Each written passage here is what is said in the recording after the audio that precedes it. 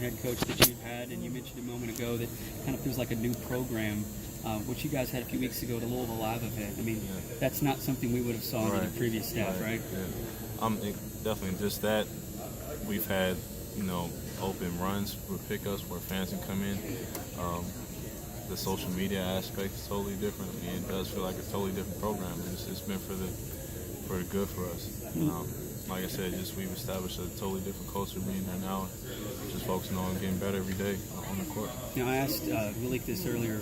You guys are the returning players. Obviously, you wanted to wait and see who became the next head coach. What was that process like when you guys got in front of your new head coach and sort of his message about the future with you guys here? It was kind of a little bit of uncertainty, when we first met him.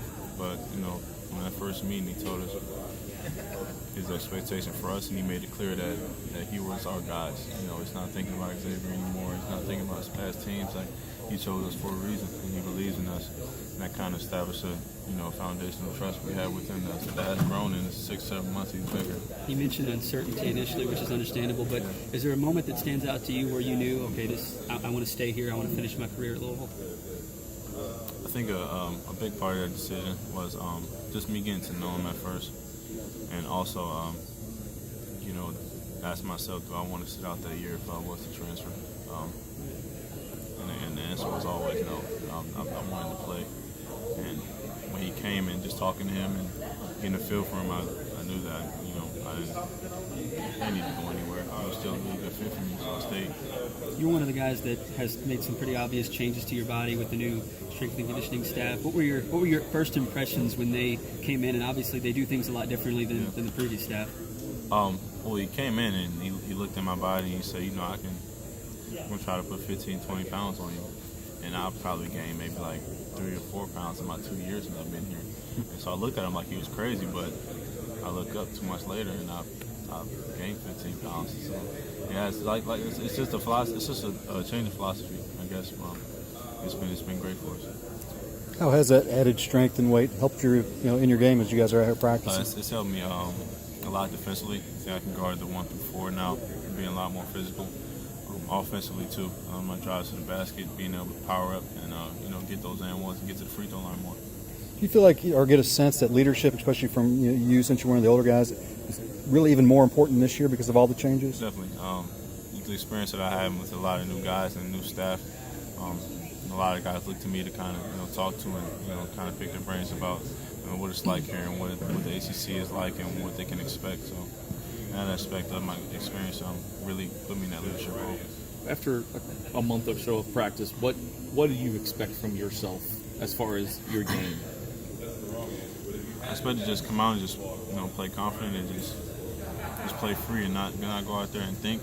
And just having that next play mentality, not letting a miss or a turnover really affect my psyche when I'm out there. Just playing free and not looking over my shoulder.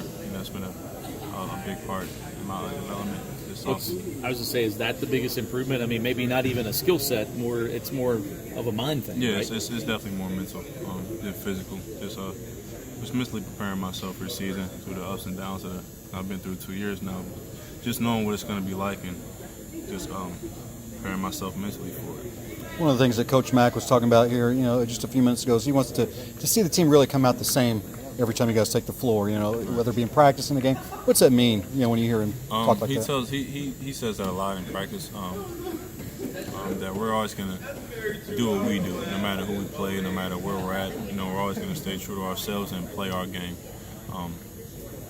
Whether it's defensively or offensively, we're always going to play the same way, just do what we do.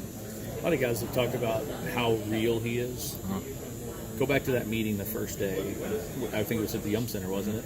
Has everything come to fruition like what he said? Definitely. He made the analogy of, he said the rim is always at 10 feet, and he's not going to lower that for us just because it's a new staff and everything that's happened because they didn't make the tournament. And that was basically his way of saying that I'm still going to push you guys as I was to push my team and Xavier even with everything that's happened.